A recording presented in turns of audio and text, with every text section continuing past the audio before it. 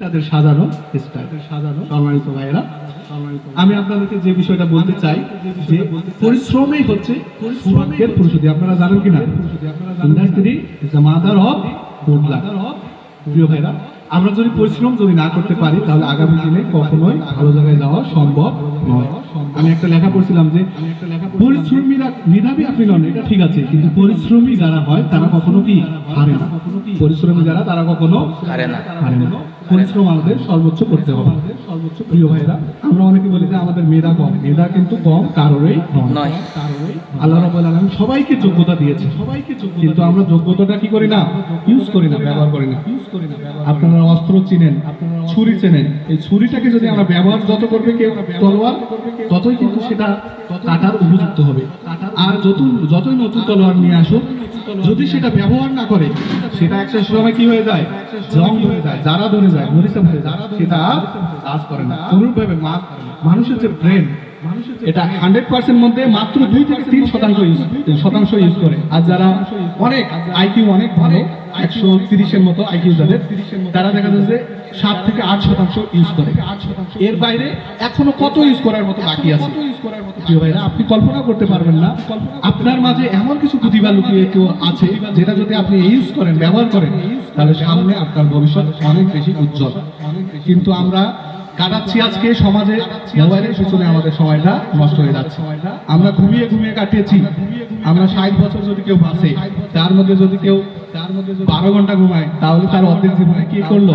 ঘুমিয়ে কাটাই দিল। 30 বছর সে ঘুমিয়ে কাটিয়ে দিল। কেউ যদি 8 ঘন্টা ঘুমায়, তাহলে কয় বছর হবে জানেন? 24 ঘন্টার মধ্যে 3 ভাগের 1 ভাগ ঘুমায়, অর্থাৎ 60 বছরে 3 ভাগের 1 ভাগ কত হয়? 20 বছর। 20 বছর সে ঘুমিয়ে।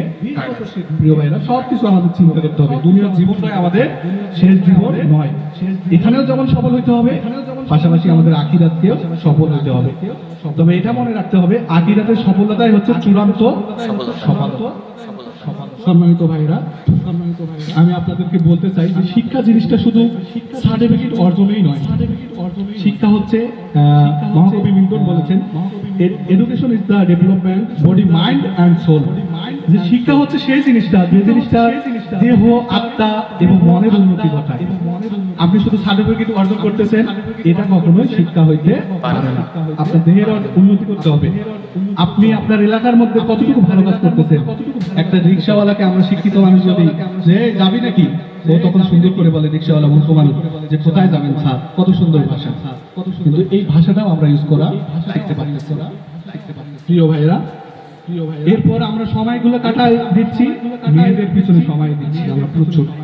বান্ধবীর পিছনে, বান্ধবী ছাড়া জীবন চলে না, ও ছাড়া আমার নোট নেয়ার কে দিবে, কে এত হেল্প করবে, এইরকম আমাদের চিন্তা।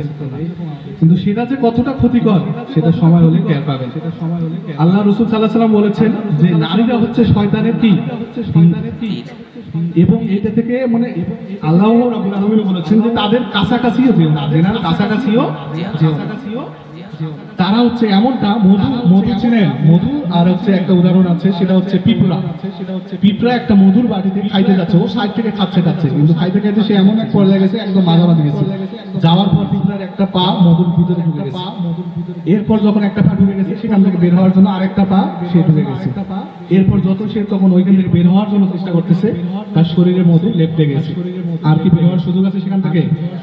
এইভাবে আমাদের সমাজটাতে নষ্ট হয়ে যাচ্ছে। সম্মানিত ভাইরা, এজন্য এপিজে আব্দুল কালাম বলেছেন, ভারতের ইনি কি ছিলেন? পররাষ্ট্রমন্ত্রী ছিলেন এবং পরমাণু বিজ্ঞানীও ছিলেন। এপিজে আব্দুল কালাম বলেছেন যে প্রজাপতির পিছনে ঘুরিও না, বরং তুমি কি করো? ফুলের চাষ করো, প্রজাপতি এসে ধরা দিবে।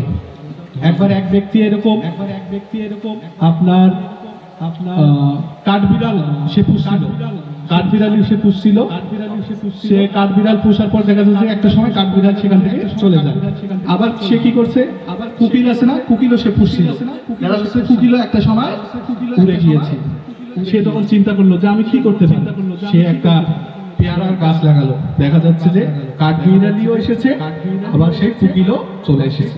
সম্মানিত ভাইরা, আমি আপনাদেরকে যে বিষয়টা বলতে চাচ্ছি যে আপনাদেরকে যোগ্যতা অর্জন করতে হবে। যোগ্যতা যদি অর্জন করেন তাহলে আপনি দেখা যাচ্ছে যে এখন যাদের থেকে দূরে আছে, যারা আপনাদেরকে বলতেছে যে এ আনসোশাল, এই ফ্রেন্ডের সাথে সময় দেয় না, এই গার্লফ্রেন্ড বোঝে না, কিচ্ছু বোঝে না, দিন দুনিয়া বিড়ি সিগারেট খায় না, আপনাকে একটা সময় যখন আপনি এইগুলো থেকে দূরে থাকবেন, নিজের যোগ্যতা অর্জন করবেন, ভালো জায়গায় যাবেন, তারাই আপনাকে নিয়ে গর্ব করবে, তারাই আপনাকে নিয়ে কথা বলবেন, তারাই আপনাকে নিয়ে স্ট্যাটাস দেবে।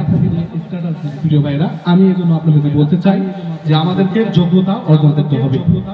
প্রিয় ভাইরা, এরপর যে বিষয়টা আমি বলতে চাই, বর্তমান সমাজে দেখা যাচ্ছে যে মুখে কথা বলার অভাব নেই, এক একজন এক এক কথা বলে যে কোনো বিষয়ে। ভালো কাজ করতেও যেমন দোষ আছে,